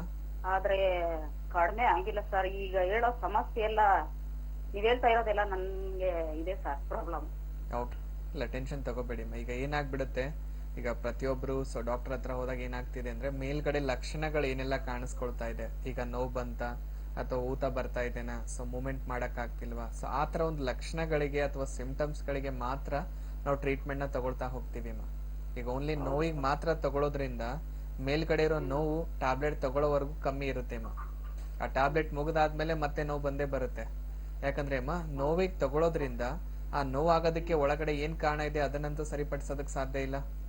ಸೊ ಹಾಗಾಗಿ ಇಷ್ಟು ದಿವಸ ಆದ್ರೂ ಕೂಡ ಅದು ಹಾಗೆ ಕಂಟಿನ್ಯೂ ಆಗ್ತಾ ಇದೆ ಅಮ್ಮ ಕಾಯಿಲೆ. ಸೊ ಈಗ್ಲೂ ನೆಗ್ಲೆಕ್ಟ್ ಮಾಡ್ಕೊಳಕ್ ಹೋಗ್ಬೇಡಿ. ಸೊ ಒಂದು ಸಲ ನಮ್ಮ ಹೋಮಿಯೋಪತಿಗೆ ಬಂದು ಭೇಟಿಯಾಗಿ, ಯಾಕಂದ್ರೆ ಇಲ್ಲಿ ನಾವು ಟ್ರೀಟ್ಮೆಂಟ್ ಕೊಡ್ತಾ ಇರೋದಮ್ಮ ಸೊ ಒಳಗಡೆ ಆ ಒಂದು ಮೂಳೆಗಳನ್ನ ಸ್ಟ್ರೆಂಥನ್ ಪಡಿಸೋದಕ್ಕೆ, ಪ್ಲಸ್ ಆ ಮೂಳೆಗಳ ಮಧ್ಯೆ ಆ ಲಿಕ್ವಿಡ್ ಅನ್ನೋದು ಏನೇನು ಕಮ್ಮಿ ಆಗಿರುತ್ತೆ ಸೊ ಅದನ್ನ ಸರಿಪಡಿಸೋದಕ್ಕೆ ಹೆಲ್ಪ್ ಮಾಡ್ತಾ ಇದೀವಿ. ನಮಸ್ಕಾರ. ಧನ್ಯವಾದಗಳಮ್ಮ ಕಾಲ್ ಮಾಡಿದಕ್ಕೆ. ಸೊ ನೇರವಾಗಿ ನಮ್ಮ ಹೋಮಿಯೋಪತಿ ಕ್ಲಿನಿಕ್ಗೆ ನೀವು ವಿಸಿಟ್ ಮಾಡಬಹುದು. ಟೈಪ್ಸ್ ಆಫ್ ಆರ್ಥ್ರೈಟಿಸ್ ಬಗ್ಗೆ, ಆರ್ಥ್ರೈಟಿಸ್ ಅಂತಂದ್ರೆ ಏನು ಅನ್ನೋದ್ರ ಬಗ್ಗೆ ಹೇಳ್ತಾ ಇದ್ರು. ಸೊ ಇಷ್ಟೊತ್ತು ಆಸ್ಟಿಯೋ ಆರ್ಥ್ರೈಟಿಸ್ ಬಗ್ಗೆ ಡಾಕ್ಟರ್ ಸಂಪೂರ್ಣ ಮಾಹಿತಿ ತಿಳಿಸ್ಕೊಟ್ಟಿದ್ದಾರೆ. ಇನ್ನು ಮುಂದೆ ಬರುವಂತದ್ದು ರುಮೈಟೆಡ್ ಆರ್ಥ್ರೈಟಿಸ್ ಅಂತ ಹೇಳಿದ್ರಿ. ಸೊ ಇದು ಬರೋದಕ್ಕೆ ಕಾರಣಗಳು ಏನಿರ್ಬೋದು, ಇನ್ನು ಯಾರಲ್ಲಿ ಹೆಚ್ಚಾಗಿ ನೋಡ್ತೀರಾ ಡಾಕ್ಟರ್ ಈ ಸಮಸ್ಯೆ? ಬೇಸಿಕಲಿ ಈ ಒಂದು ರುಮೈಟೆಡ್ ಆರ್ಥ್ರೈಟಿಸ್ ಅನ್ನೋದನ್ನ ನಾವು ಆಟೋ ಇಮ್ಯೂನ್ ಡಿಸೀಸ್ ಅಂತ ಕರಿತೀವಿ. ಅಂದ್ರೆ ಸೆಲ್ಫ್ ನಮ್ಮ ಇಮ್ಯೂನ್ ಸಿಸ್ಟಮ್ ಅಲ್ಲೇ ಇಂಬ್ಯಾಲೆನ್ಸ್ ಅನ್ನೋದು ಕಾಣಿಸ್ಕೊಂಡಾಗ ಅಥವಾ ಆ ಒಂದು ಇಮ್ಯೂನ್ ಸಿಸ್ಟಮ್ ಫಂಕ್ಷನಿಂಗ್ ಅಲ್ಲೇ ವ್ಯತ್ಯಾಸಗಳು ಕಾಣಿಸ್ಕೊಂಡಾಗ ಈ ಒಂದು ಕಾಯಿಲೆ ಹುಟ್ಕೊಳ್ತಾ ಇದೆ. ಸೊ ಈ ಒಂದು ಕಾಯಿಲೆ ಹುಟ್ಕೊಳ್ತಾ ಇದೆ ಅಂದ್ರೆ ಇದ್ರ ಏಜ್ ಪೀರಿಯಡ್ ನೋಡೋದಾಗಿದ್ರೆ ಸೊ ಚಿಕ್ಕ ಮಕ್ಕಳಿಂದ ವೃದ್ಧರವರೆಗೂ ಯಾರೆಲ್ಲಾದ್ರೂ ಬರ್ಬೋದು. ಸೊ ಓನ್ಲಿ ಈಗ ಏಜ್ಡ್ ಪೀಪಲ್ ಅಲ್ಲಿ ಮಾತ್ರ ಬರುತ್ತೆ ಅಥವಾ 45-50 ವರ್ಷ ಆದ್ಮೇಲೆ ಬರುತ್ತೆ ಅನ್ನೋದು ಈ ಒಂದು ರುಮ್ಯಾಟೆಡ್ ಆರ್ಥ್ರೈಟಿಸ್ ಅಲ್ಲಿ ನಾವು ನೋಡೋದಿಲ್ಲ. ಸೊ 5 ವರ್ಷ 10 ವರ್ಷ ಮಕ್ಕಳಲ್ಲೂ ಕೂಡ ನೋಡ್ತಾ ಇದ್ದೀವಿ, 60 ವರ್ಷ 70 ವರ್ಷ ವೃದ್ಧರಲ್ಲೂ ಕೂಡ ನೋಡ್ತಾ ಇದ್ದೀವಿ, ಸೊ ಮಿಡ್ಲ್ ಏಜ್ ವರ್ಗೂ ನೋಡ್ತಾ ಇದ್ದೀವಿ. ಸೊ ಈ ಒಂದು ಕಾಯಿಲೆ ಏನಿದೆ ಸೊ ಬರೋದಕ್ಕೆ ಏಜ್ ಪೀರಿಯಡ್ ಅನ್ನೋದು ಬ್ಯಾರಿಯರ್ ಆಗೋದಿಲ್ಲ. ಸೊ ಎಲ್ಲಾದ್ರೂ ಕಾಣಿಸ್ಕೋಬಹುದು. ಸೊ ಹಾಗಾಗಿ ಈ ಒಂದು ಕಾಯಿಲೆ ಬಂದಿದೆ ಅಂದಾಗೆ ಸೊ ಅದಕ್ಕೆ ಕಾರಣಗಳು ನಾವು ನೋಡೋದಾಗಿದ್ರೆ ಒಂದು ಜೆನೆಟಿಕ್ ಫ್ಯಾಕ್ಟರ್ ಅಂತ ಹೇಳ್ತೀವಿ, ಎರಡನೇದು ಎನ್ವಿರಾನ್ಮೆಂಟಲ್ ಫ್ಯಾಕ್ಟರ್ಸ್ ಅಂತ ಹೇಳ್ತೀವಿ. ಯೂಶ್ವಲಿ ಈ ಒಂದು ರುಮೈಟೆಡ್ ಆರ್ಥ್ರೈಟಿಸ್ ಅಲ್ಲಿ ಇಫೆಕ್ಟ್ ಆಗ್ತಕ್ಕಂಥ ಜಾಯಿಂಟ್ಸ್ ಗಳು ನೋಡೋದಾಗಿದ್ರೆ, ಈಗ ನಾನು ಇಷ್ಟಕ್ಕೆ ಮುಂಚೆ ಹೇಳ್ತಾ ಇದ್ದೆ ಆಸ್ಟಿಯೋ ಆರ್ಥ್ರೈಟಿಸ್ ಅನ್ನೋದು ಮೇನ್ಲಿ ಇಫೆಕ್ಟ್ ಮಾಡ್ತಾ ಇರೋದು ಲಾರ್ಜರ್ ಜಾಯಿಂಟ್ಸ್ ಅಲ್ಲಿ. ಸೊ ಒಂದು ನೀ ಜಾಯಿಂಟ್ ಬಗ್ಗೆ ಅಥವಾ ಹಿಪ್ ಜಾಯಿಂಟ್ ಬಗ್ಗೆ ಅಥವಾ ಶೋಲ್ಡರ್ ಜಾಯಿಂಟ್ ಬಗ್ಗೆ ಹೇಳ್ತಾ ಇದ್ದೆ. ಅದೇ ರೀತಿ ಈಗ ರುಮೈಟೆಡ್ ಆರ್ಥ್ರೈಟಿಸ್ ಅಲ್ಲಿ ನೋಡೋದಾಗಿದ್ರೆ ಸೊ ಸ್ಪೆಷಲಿ ಅದು ಇಫೆಕ್ಟ್ ಮಾಡೋದು ಇನಿಷಿಯಲ್ ಪೀರಿಯಡ್ ಅಲ್ಲಿ ಸ್ಮಾಲ್ ಜಾಯಿಂಟ್ಸ್ ಇಂದ, ಅಂದ್ರೆ ಫಿಂಗರ್ ಜಾಯಿಂಟ್ಸ್ ಅಥವಾ ಕೈ ಬೆರಳುಗಳ ಮುಖಾಂತರ ಈ ನೋವು ಅನ್ನೋದು ಹುಟ್ಕೊಳಕ್ ಶುರು ಆಗೋದು. ಸೊ ಈ ತರ ಒಂದು ಸ್ಮಾಲ್ ಜಾಯಿಂಟ್ಸ್ ಅಲ್ಲಿ ಇಫೆಕ್ಟ್ ಆಗ್ತಾ ಇದೆ ಅಂದಾಗ ಈ ಒಂದು ಜಾಯಿಂಟ್ಸ್ ಗಳಲ್ಲಿ ನೋವು ಕಾಣಿಸಕ್ ಶುರು ಆಗ್ಬಿಡುತ್ತೆ. ಆ ನೋವಿನ ಜೊತೆಗೆ ಆ ಜಾಯಿಂಟ್ ಅಲ್ಲಿ ಊತ ಅನ್ನೋದು ಹುಟ್ಕೊಳಕ್ ಶುರು ಆಗೋದು. ಆ ಊತ ಅನ್ನೋದು ಬೆಳೀತಾ ಹೋದಂಗೆ ಆ ಜಾಯಿಂಟ್ ಅಲ್ಲಿ ಕಂಪ್ಲೀಟ್ ಮೂವ್ಮೆಂಟ್ ಅನ್ನೋದು ಮಾಡಕ್ ಆಗ್ತಿರೋದಿಲ್ಲ. ಸೊ ಅದ್ರ ಜೊತೆಗೆ ಸೊ ಈ ಒಂದು ಪೆಕ್ಯುಲಿಯರ್ ಸಿಂಪ್ಟಮ್ ನೋಡೋದಾಗಿದ್ರೆ ರುಮೈಟೆಡ್ ಆರ್ಥ್ರೈಟಿಸ್ ಅಲ್ಲಿ ಅರ್ಲಿ ಮಾರ್ನಿಂಗ್ ಸ್ಟಿಫ್ನೆಸ್ ಅಂತ ಹೇಳ್ತೀವಿ. ಅಂದ್ರೆ ಮುಂಜಾನೆ ಎದ್ದು ಕೂಡ್ಲೇನೆ ಈ ಒಂದು ಜಾಯಿಂಟ್ಸ್ ಗಳಲ್ಲಿ ಫೋಲ್ಡ್ ಮಾಡಕ್ ಆಗ್ತಿಲ್ಲ, ಯಾವುದೇ ಕೆಲಸ ಮಾಡಕ್ ಆಗ್ತಿಲ್ಲ, ಅಥವಾ ಬೆಡ್ ಇಂದ ಕೆಳಗಿಳಿದ್ರೆ ನಡೆಯೋಕ್ ಆಗ್ತಿಲ್ಲ, ಅಷ್ಟೊಂದ್ರ ಮಟ್ಟಿಗೆ ನೋವು ಅನ್ನೋದು ನಾವು ನೋಡ್ತಾ ಬರ್ತೀವಿ. ಅಂದ್ರೆ ಯಾವ ರೀತಿ ಚಳಿ ಜಾಸ್ತಿ ಇರುತ್ತೆ ಆ ರೀತಿ ನೋವು ಅನ್ನೋದು ಜಾಸ್ತಿ ಆಗ್ತಾ ಹೋಗೋದು. ಪ್ಲಸ್ ಎಷ್ಟೋ ಜನ ಪೇಷಂಟ್ಸ್ ಗಳು ನಮ್ಮ ಹತ್ರ ಕ್ಲಿನಿಕಲ್ ಬಂದಾಗ ಹೇಳ್ತಿರ್ತಾರೆ, ಸೊ ಈಗ ನೀರಲ್ಲಿ ಕೆಲಸ ಮಾಡಿದಾಗ, ಜಾಸ್ತಿ ಕೋಲ್ಡ್ ಐಟಮ್ಸ್ ಏನಾದ್ರು ತಗೊಂಡಾಗ, ಕೋಲ್ಡ್ ವೆದರ್ಗೆ ಎಕ್ಸ್ಪೋಸ್ ಆದಾಗ ನೋವು ಅನ್ನೋದು ತುಂಬಾ ಜಾಸ್ತಿ ಇರುತ್ತೆ ಅನ್ನೋ ತರ. ಅದ್ರ ಜೊತೆಗೆ ಇಟ್ ಲಾಸ್ಟ್ ಇನ್ನೊಂದು ಮೇಜರ್ ಸಮಸ್ಯೆ ಈ ಒಂದು ರುಮ್ಯಾಟೆಡ್ ಆರ್ಥರೈಟಿಸ್ ಅಲ್ಲಿ ನೋಡೋದಾಗಿದ್ರೆ ಡಿಫಾರ್ಮಿಟಿ ಅಂತ ಹೇಳ್ತೀವಿ. ಈಗ ಪಿಕ್ಚರ್ ಅಲ್ಲಿ ಬರ್ತಾ ಇರೋ ತರ ಸೊ ಮೂಳೆಗಳು ಸೊಟ್ಟ ಆಗ್ತಾ ಬರೋದು, ವಿಕಾರವಾಗಕ್ ಶುರು ಆಗೋದು. ಸೊ ಒಂದ್ಸಲ ಮೂಳೆಗಳು ಸೊಟ್ಟ ಆಗಿದೆ ಅಥವಾ ಡಿಫಾರ್ಮಿಟಿ ಅನ್ನೋದು ಆ ಒಂದು ಜಾಯಿಂಟ್ ಅಲ್ಲಿ ಆಗಿದೆ ಅಂದಾಗ ಅದನ್ನ ಮತ್ತೆ ಸರಿಪಡಿಸೋದಕ್ಕೆ ಸಾಧ್ಯ ಇಲ್ಲ. ಅಂದ್ರೆ ಒಂದು ಡ್ಯಾಮೇಜ್ ಅನ್ನೋದು ಆಲ್ರೆಡಿ ಆಗಿದೆ ಅಂದಾಗ ಸರಿಪಡಿಸೋದಕ್ಕೆ ಸಾಧ್ಯ ಆಗೋದಿಲ್ಲ. ಹಾಗಾಗಿ ರುಮ್ಯಾಟೆಡ್ ಆರ್ಥರೈಟಿಸ್ ಪೇಷಂಟ್ಸ್ಗಳು ಮಾತ್ರ ಆ ಒಂದು ಡಿಫಾರ್ಮಿಟಿ ಸ್ಟೇಜ್ ಹೋಗಕ್ ಮುಂಚೆನೆ ಅದಕ್ಕೆ ಒಂದು ಟ್ರೀಟ್ಮೆಂಟ್ ಅನ್ನೋದು ಪಡ್ಕೊಂಡಾಗ ಆ ಸಮಸ್ಯೆನ ಕಂಪ್ಲೀಟ್ ಕಂಟ್ರೋಲ್ ತರೋದಕ್ಕೂ ಹೆಲ್ಪ್ ಆಗ್ಬಿಡುತ್ತೆ, ಅದರಿಂದ ಕಂಪ್ಲೀಟ್ ಹೊರಗೆ ಬರೋದಕ್ಕೂ ಹೆಲ್ಪ್ ಆಗುತ್ತೆ. ಸೊ ಒಂದ್ಸಲ ಡಿಫಾರ್ಮಿಟಿ ಆಗಿದೆ ಅಂದಾಗ ಆ ಜಾಯಿಂಟ್ ನ ಮತ್ತೆ ಸರಿಪಡಿಸಕ್ಕೂ ಆಗಲ್ಲ. ಅದನ್ನ ಯಾವುದೇ ರೀತಿ ಟ್ರೀಟ್ಮೆಂಟ್ ತಗೊಂಡ್ರು ಕೂಡ ಅದರ ಫಂಕ್ಷನ್ ನಾರ್ಮಲ್ ಪಡಿಸೋದಕ್ಕೂ ಸಾಧ್ಯ ಆಗೋದಿಲ್ಲ. ಸೊ ಈ ಎಲ್ಲ ಸಿಂಪ್ಟಮ್ಸ್ಗಳು ಈ ಒಂದು ರುಮ್ಯಾಟೆಡ್ ಆರ್ಥರೈಟಿಸ್ ಅಲ್ಲಿ ನಾವು ನೋಡ್ತಾ ಬರ್ಬೋದು. ಸೊ ಅದ್ರ ಜೊತೆಗೆ ಈ ಒಂದು ರುಮ್ಯಾಟೆಡ್ ಆರ್ಥರೈಟಿಸ್ ನ ನಾವು ಡಯಾಗ್ನೋಸ್ ಮಾಡಬೇಕು, ಅದರಲ್ಲಿ ಪರೀಕ್ಷೆಗಳು ನೋಡೋದಾಗಿದ್ರೆ ಸೊ ಮೇನ್ಲಿ ರಕ್ತ ಪರೀಕ್ಷೆಗಳು ತುಂಬಾ ಇಂಪಾರ್ಟೆಂಟ್ ಇದೆ. ಸೊ ಇಲ್ಲಿ ಬ್ಲಡ್ ಟೆಸ್ಟ್ ನಾವು ನೋಡೋದಾಗಿದ್ರೆ ಸೊ ಒಂದು CRP ಅಂತ ಹೇಳ್ತೀವಿ, ಅಂದ್ರೆ ಸಿ ರಿಯಾಕ್ಟಿವ್ ಪ್ರೋಟೀನ್ ಅಂತ. ಸೊ ಇದ್ರ ವ್ಯಾಲ್ಯೂ ಅನ್ನೋದು ಬಂದ್ಬಿಟ್ಟು 0 ಇಂದ ಅಪ್ ಟು 6 ವರೆಗೂ ಇದನ್ನ ನಾರ್ಮಲ್ ಅಂತ ಕನ್ಸಿಡರ್ ಮಾಡ್ತೀವಿ. ಸೊ 6 ಗಿಂತ ಜಾಸ್ತಿ ಇದೆ ಅಂದಾಗ CRP ಪಾಸಿಟಿವ್ ಅಂತ ಬರುತ್ತೆ. ಆ ಒಂದು ಕಂಡೀಷನ್ ಈ ಒಂದು ರುಮ್ಯಾಟೆಡ್ ಆರ್ಥರೈಟಿಸ್ ಅಲ್ಲಿ ನಾವು ನೋಡ್ತಾ ಬರ್ಬೋದು. ಅದ್ರ ಜೊತೆಗೆ ಎರಡನೇ ಪರೀಕ್ಷೆ ESR ಅಂತ ಕರಿತೀವಿ, ಅಂದ್ರೆ ಎರಿಥ್ರೋಸೈಟಿಕ್ ಸೆಗ್ಮೆಂಟೇಷನ್ ರೇಟ್ ಅಂತ ಏನ್ ಹೇಳ್ತೀವಿ. ಸೊ ಇದ್ರ ನಾರ್ಮಲ್ ವ್ಯಾಲ್ಯೂ ಅನ್ನೋದು ಬಂದ್ಬಿಟ್ಟು 0 ಇಂದ ಅಪ್ ಟು 20 ವರೆಗೂ ನಾರ್ಮಲ್ ಅಂತ ಕನ್ಸಿಡರ್ ಮಾಡ್ತೀವಿ. ಸೊ ಅದಕ್ಕಿಂತ ಅದು ಎಕ್ಸಸ್ ಆಗ್ತಾ ಇದೆ, ಇನ್ನು ಹಾಗೆ ಬೆಳೀತಾ ಇದೆ ಕಂಡೀಷನ್ ಅನ್ನೋದು ಈ ಒಂದು ರುಮ್ಯಾಟೆಡ್ ಆರ್ಥರೈಟಿಸ್ ಅಲ್ಲಿ ನಾವು ನೋಡ್ತಾ ಬರ್ಬೋದು. ಅದ್ರ ಜೊತೆಗೆ ಮೂರನೇದಾಗಿ ಬಂದ್ಬಿಟ್ಟು ASLO ಅಂತ ಕರಿತೀವಿ. ಸೊ ಈ ಒಂದು ಕಂಡೀಷನ್ ಸೊ ಪಾಸಿಟಿವ್ ಬರೋ ಚಾನ್ಸಸ್ ಇರುತ್ತೆ ಈ ಒಂದು ರುಮ್ಯಾಟೆಡ್ ಆರ್ಥರೈಟಿಸ್ ಅಲ್ಲಿ. ಈ ಮೂರು ಪರೀಕ್ಷೆಗಳ ಜೊತೆಗೆ ಇನ್ನೊಂದು RA ಫ್ಯಾಕ್ಟರ್ ಅಂತ ಹೇಳ್ತೀವಿ. ಸೊ ಇದು ಫೈನಲ್ ಡಯಾಗ್ನೋಸಿಸ್ ಅಲ್ಲಿ ಹೆಲ್ಪ್ ಆಗ್ತಾ ಬರುತ್ತೆ. ಸೊ ಈ ಒಂದು RA ಫ್ಯಾಕ್ಟರ್ ನ ನಾವು ಪರೀಕ್ಷೆ ಮಾಡಿ ನೋಡಿದಾಗ ಅದು ನೆಗೆಟಿವ್ ಇದೆ ಅಂದಾಗ, ಈ ಮಿಕ್ಕಿರೋ ಒಂದು ಮೂರು ಪರೀಕ್ಷೆಗಳು ಪಾಸಿಟಿವ್ ಇದೆ ಅಂದಾಗ ಆ ಒಂದು ಸಮಸ್ಯೆನ ನಾವು ಸೀರೋ ನೆಗೆಟಿವ್ ಆರ್ಥರೈಟಿಸ್ ಅಂತ ಕರಿತೀವಿ. ಸೊ ಯಾವಾಗ ಈ 4 ಪರೀಕ್ಷೆಯಲ್ಲೂ ಪಾಸಿಟಿವ್ ಬರ್ತಾ ಇದೆ ಅಂದಾಗ ಆ ಒಂದು ಸಮಸ್ಯೆನ ನಾವು ರುಮ್ಯಾಟೆಡ್ ಆರ್ಥರೈಟಿಸ್ ಅಂತ ತಿಳಿಸ್ಕೊಡ್ತಾ ಇರ್ತೀವಿ. ಸೊ ಈ ತರ ಈ ಒಂದು ಪರೀಕ್ಷೆಗಳ ಮುಖಾಂತರ ನಾವು ತಿಳ್ಕೊಬಹುದು ಇದು ರುಮ್ಯಾಟೆಡ್ ಆರ್ಥರೈಟಿಸ್ ಇದೆನಾ ಅಥವಾ ಬೇರೆ ಒಂದು ಆರ್ಥರೈಟಿಸ್ ಇದೆ ಅನ್ನೋದ್ರ ಬಗ್ಗೆ ಕೂಡ ನಾವು ಮಾಹಿತಿ ಕೊಡ್ತಾ ಬರ್ಬೋದು. ಸೊ ಒಂದು CRP ಅಂತ ಹೇಳ್ತೀವಿ, ಅಂದ್ರೆ ಸಿ ರಿಯಾಕ್ಟಿವ್ ಪ್ರೋಟೀನ್ ಅಂತ. ಸೊ ಇದ್ರ ವ್ಯಾಲ್ಯೂ ಅನ್ನೋದು ಬಂದ್ಬಿಟ್ಟು 0 ಇಂದ ಅಪ್ ಟು 6 ವರೆಗೂ ಇದನ್ನ ನಾರ್ಮಲ್ ಅಂತ ಕನ್ಸಿಡರ್ ಮಾಡ್ತೀವಿ. ಸೊ 6 ಗಿಂತ ಜಾಸ್ತಿ ಇದೆ ಅಂದಾಗ CRP ಪಾಸಿಟಿವ್ ಅಂತ ಬರುತ್ತೆ. ಆ ಒಂದು ಕಂಡೀಷನ್ ಈ ಒಂದು ರುಮ್ಯಾಟೆಡ್ ಆರ್ಥರೈಟಿಸ್ ಅಲ್ಲಿ ನಾವು ನೋಡ್ತಾ ಬರ್ಬೋದು. ಅದ್ರ ಜೊತೆಗೆ ಎರಡನೇ ಪರೀಕ್ಷೆ ESR ಅಂತ ಕರಿತೀವಿ, ಅಂದ್ರೆ ಎರಿಥ್ರೋಸೈಟಿಕ್ ಸೆಗ್ಮೆಂಟೇಷನ್ ರೇಟ್ ಅಂತ ಏನ್ ಹೇಳ್ತೀವಿ. ಸೊ ಇದ್ರ ನಾರ್ಮಲ್ ವ್ಯಾಲ್ಯೂ ಅನ್ನೋದು ಬಂದ್ಬಿಟ್ಟು 0 ಇಂದ ಅಪ್ ಟು 20 ವರೆಗೂ ನಾರ್ಮಲ್ ಅಂತ ಕನ್ಸಿಡರ್ ಮಾಡ್ತೀವಿ. ಸೊ ಅದಕ್ಕಿಂತ ಎಕ್ಸಸ್ ಆಗ್ತಾ ಇದೆ, ಇನ್ನು ಹಾಗೆ ಬೆಳೀತಾ ಇದೆ ಕಂಡೀಷನ್ ಅನ್ನೋದು ಈ ಒಂದು ರುಮ್ಯಾಟೆಡ್ ಆರ್ಥರೈಟಿಸ್ ಅಲ್ಲಿ ನಾವು ನೋಡ್ತಾ ಬರ್ಬೋದು. ಅದ್ರ ಜೊತೆಗೆ ಮೂರನೇದಾಗಿ ಬಂದ್ಬಿಟ್ಟು ASLO ಅಂತ ಕರಿತೀವಿ. ಸೊ ಈ ಒಂದು ಕಂಡೀಷನ್ ಸೊ ಪಾಸಿಟಿವ್ ಬರೋ ಚಾನ್ಸಸ್ ಇರುತ್ತೆ ಈ ಒಂದು ರುಮ್ಯಾಟೆಡ್ ಆರ್ಥರೈಟಿಸ್ ಅಲ್ಲಿ. ಈ ಮೂರು ಪರೀಕ್ಷೆಗಳ ಜೊತೆಗೆ ಇನ್ನೊಂದು RA ಫ್ಯಾಕ್ಟರ್ ಅಂತ ಹೇಳ್ತೀವಿ. ಸೊ ಇದು ಫೈನಲ್ ಡಯಾಗ್ನೋಸಿಸ್ ಅಲ್ಲಿ ಹೆಲ್ಪ್ ಆಗ್ತಾ ಬರುತ್ತೆ. ಇನ್ನು ನೀವು ಕೂಡ ಕಾರ್ಯಕ್ರಮದಲ್ಲಿ ಕರೆ ಮಾಡಿ ನಿಮ್ಮ ಪ್ರಶ್ನೆಗಳನ್ನ ಕೇಳಬೇಕು ಅಂತಂದ್ರೆ ನಮ್ಮ ಈ ಪ್ರಸಾರದ ಕಾರ್ಯಕ್ರಮಕ್ಕೆ ಕಾಲ್ ಮಾಡಿ ಆರ್ಥರೈಟಿಸ್ ಸಮಸ್ಯೆಗಳ ಬಗ್ಗೆ ಸಾಕಷ್ಟು ಮಾಹಿತಿಗಳನ್ನ ತಿಳಿಸ್ತಾ ಇದ್ರು. ಸೊ ಆರ್ಥರೈಟಿಸ್ ಆರ್ಥರೈಟಿಸ್ ಬಗ್ಗೆ ತಿಳಿಸ್ಕೊಟ್ರು. ಇನ್ನು ಮುಂದೆ ಯಾವ ಟೈಪ್ ಆಫ್ ಆರ್ಥರೈಟಿಸ್ ಬಗ್ಗೆ ತಿಳಿಸ್ತೀರಾ ಡಾಕ್ಟರ್? ಈಗ ನೆಕ್ಸ್ಟ್ ಮೋಸ್ಟ್ ಕಾಮನ್ ಅಂದ್ರೆ ಇದು ಒಂದು ಗೌಟಿ ಆರ್ಥರೈಟಿಸ್ ಅಂತ ಹೇಳ್ತೀವಿ. ಸೊ ಗೌಟಿ ಆರ್ಥರೈಟಿಸ್ ಅನ್ನೋದು ಬರ್ತಕ್ಕಂತ ಒಂದು ಏಜ್ ಪೀರಿಯಡ್ ನೋಡೋದಾಗಿದ್ರೆ ಮಿಡ್ಲ್ ಏಜ್ ಅಲ್ಲಿ ತುಂಬಾ ಕಾಮನ್ ಆಗಿ ಕಾಣಿಸ್ಕೊಳ್ತಕ್ಕಂಥದ್ದು. ಸೊ ಈ ಒಂದು ಮಿಡ್ಲ್ ಏಜ್ ಅಲ್ಲಿ ಈ ಒಂದು ಸಮಸ್ಯೆ ಬರ್ತಾ ಇದೆ ಅಂದ್ರೆ ಸೊ ಒಳಗಡೆ ಸೊ ನಮ್ಮ ಬಾಡಿ ಮೆಟಬಾಲಿಕ್ ಫಂಕ್ಷನ್ ಅಲ್ಲಿ ಯಾವ ರೀತಿ ವ್ಯತ್ಯಾಸ ಅನ್ನೋದು ಉಟ್ಕೊಂಡಿರುತ್ತೆ. ಸೊ ಗೌಟಿ ಆರ್ಥರೈಟಿಸ್ ಅನ್ನೋದು ಬರೋದಕ್ಕೆ ಮೂಲ ಕಾರಣ ಸೊ ನಮ್ಮ ಬಾಡಿಯಲ್ಲಿರೋ ಯೂರಿಕ್ ಆಸಿಡ್ ಅಂಶ ಅನ್ನೋದು ಜಾಸ್ತಿ ಆಗ್ತಾ ಬಂದಾಗ ಈ ಸಮಸ್ಯೆಗೆ ಈಡಾಗ್ತಾ ಇದೆ. ಈಗ ಯೂರಿಕ್ ಆಸಿಡ್ ನಾರ್ಮಲ್ ವ್ಯಾಲ್ಯೂ ನಾವು ನೋಡೋದಾಗಿದ್ರೆ ಎಸ್ ಡಾಕ್ಟರ್, ಇದ್ರ ಬಗ್ಗೆ ಮಾತಾಡೋಣ. ಕರೆ ಸಿದ್ಧವಾಗಿದೆ. ಹಲೋ ಹಲೋ, ನಮಸ್ಕಾರ, ತಮ್ಮ ಹೆಸರು? ನನ್ನ ಹೆಸರು ಅರ್ಜುನ್ ಅಂತ. ಮಾತಾಡಿ ಡಾಕ್ಟರ್, ಪ್ರಶ್ನೆ ಕೇಳಿ ಸರ್ ನೇರವಾಗಿ. ಹಲೋ ಸರ್, ನಮ್ಮ ರಿಲೇಟಿವ್ಸ್ ಮತ್ತೆ ಒಬ್ಬರಿಗೆ ಅವ್ರಿಗೆ ತುಂಬಾ ದಿವಸದಿಂದ ಮೊಣಕಾಲು ನೋವು. ಅವ್ರಿಗೆ ಏನಾಯ್ತು ಅಂದ್ರೆ ಅದು ದಿನ ದಿನೇ ಜಾಸ್ತಿ ಆಗ್ತಾ ಇತ್ತು. ಒಂದ್ಸರಿ ಅದೇನೋ ಯಾವ್ದೋ ಇಂಜೆಕ್ಷನ್ ಹೇಳಿದ್ರು, ಅದನ್ನ ಮಾಡಿಸಿದ್ವಿ. ಅವ್ರಿಗೆ ಅದು ಸರಿ ಹೋಗಿಲ್ಲ. ಅವ್ರಿಗಿನ್ನೂ ಪೇನ್ ಇದೆ. ಇವಾಗ ಏನಾಗಿದೆ ಅಂದ್ರೆ ಅವ್ರಿಗೆ ಶುಗರ್ ಇರೋ ಕಾರಣ ಅದು ಏನೋ ಭುಜದ ಹತ್ರ ಹಿಡ್ಕೊಂಡು ಕೈ ಎತ್ತಕ್ಕಾಗ್ತಿಲ್ಲ. ಅದು ಆರ್ಥರೈಟಿಸ್ ಅಂತ ಕೇಳ್ಬೇಕು. ಈಗ ಅವ್ರ ವಯಸ್ಸು ಎಷ್ಟು? ಅವರು 56. 56 ವರ್ಷ. ಓಕೆ. ಸೊ ಈಗ ಶುಗರ್ ಬಂದು ಎಷ್ಟು ವರ್ಷ ಆಗಿದೆ ಅವ್ರಿಗೆ? ಅವ್ರಿಗೆ ಶುಗರ್ ಬಂದು ಮೋಸ್ಟ್ಲಿ ಒಂದು 10-15 ವರ್ಷ ಆಗಿರ್ಬೋದು ಸರ್. ಅವ್ರು ರೆಗ್ಯುಲರ್ ಆದ್ರೆ ಟ್ರೀಟ್ಮೆಂಟ್ ತಗೋತಿದ್ದಾರೆ. ಓಕೆ, ಅದಾದ್ಮೇಲೆನೆ ಈ ಒಂದು ಸಮಸ್ಯೆ ಉಟ್ಕೊಂಡಿರೋದಲ್ಲ. ಅದು ಮೋಸ್ಟ್ಲಿ ಅದೇ ಇರ್ಬೇಕು ಅನ್ಸುತ್ತೆ ಸರ್. ಓಕೆ, ಸೊ ಟೆನ್ಷನ್ ತಗೊಳ್ಳೋ ಅಗತ್ಯ ಇಲ್ಲ. ಜನರಲಿ ಏನಾಗ್ಬಿಡುತ್ತೆ, ಈಗ ಡಯಾಬಿಟಿಸ್ ಅಲ್ಲೂ ಏನಾಗ್ತಾ ಇದೆ, ನಮ್ಮ ಬಾಡಿಲಿರೋ ಒಂದು ಮೆಟಾಬಾಲಿಕ್ ಫಂಕ್ಷನಿಂಗ್ ಅಲ್ಲಿ ವ್ಯತ್ಯಾಸ ಅನ್ನೋದು ಕಾಣಿಸ್ಕೊಡ್ತಾ ಇದೆ. ಆ ಒಂದು ಮೆಟಾಬಾಲಿಕ್ ಫಂಕ್ಷನಿಂಗ್ ಅನ್ನೋದು ಸರಿಯಾಗಿ ಆಗ್ತಾ ಇಲ್ಲ ಅಂದಾಗ ಈ ಒಂದು ಮೂಳೆಗಳಿಗೆ ಎಷ್ಟರ ಮಟ್ಟಿಗೆ ಈ ಒಂದು ಕ್ಯಾಲ್ಸಿಯಂ ಅಂಶ ಆಗಿರ್ಬೋದು, ವಿಟಮಿನ್ D3 ಅನ್ನೋದಾಗಿರ್ಬೋದು ರೀಚ್ ಆಗ್ಬೇಕು, ಅದು ರೀಚ್ ಆಗ್ತಾ ಇರೋದಿಲ್ಲ. ಆ ಒಂದು ಕಂಡೀಷನ್ ಏನಾಗ್ಬಿಡುತ್ತೆ, ಅರ್ಲಿಯರ್ ಏಜ್ ಅಲ್ಲೇ ಈ ಒಂದು ಮೂಳೆಗಳ ಡೆನ್ಸಿಟಿ ಕೂಡ ಕಳ್ಕೊಳಕ್ ಶುರು ಆಗ್ಬಿಡುತ್ತೆ. ಮೂಳೆಗಳ ಅದ್ರ ಡೆನ್ಸಿಟಿ ಯಾವಾಗ ಕಳ್ಕೊಳ್ತಾ ಇದೆ ಅಂದಾಗ ಅರ್ಲಿಯರ್ ಏಜ್ ಅಲ್ಲೇ ಅದು ಸವಿಯೋದಕ್ಕೆ ಶುರು ಆಗೋದು. ಆ ಒಂದು ಮೂಳೆಗಳ ಸವೆತದ ಮುಖಾಂತರ ಏನಾಗ್ಬಿಡುತ್ತೆ, ಈ ರೀತಿ ಈ ಒಂದು ಜಾಯಿಂಟ್ಸ್ ಪೇನ್ ಅನ್ನೋದು ಅರ್ಲಿಯರ್ ಏಜ್ ಅಲ್ಲೇ ಹುಟ್ಕೊಳಕ್ ಶುರು ಆಗೋದು.